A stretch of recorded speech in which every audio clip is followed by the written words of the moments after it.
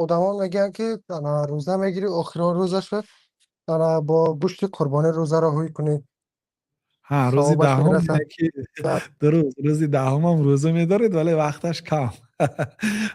از وقتی که از خواب میخیزید یعنی تا نماز عید هیچی نمیخورید، بعد همین اه، قربانی شده شدن بعد جیز از نوگش میخورید. ما در روسیه می باشیم ده انا چیکار کنیم از بازار یا اونجا خریم. گوسفند نمیکشتیان؟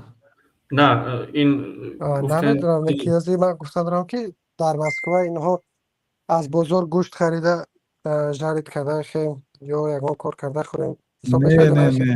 نه، در روز عید نخریتون. کسی قدرت ندارد باید قدرت دارد تیان تا اینکه شما بی پول خورید آخر روز عید. کسی کمبغل است، کسی پول ندارد، شرایط ندارد، باید دیگران دین گفتیم که دستگیری کنند تا اینکه دیگر برادرای مسلمان ها شکم سیری گوشت خورن. این 3 روز، روز عید و 3 روزی بعد ایام و اکلین و شربین و بیعال، ایام خوردن نوشیدن و بیعال هست. گفتم بیعالش کاویتان خودتان. خب تو نکاو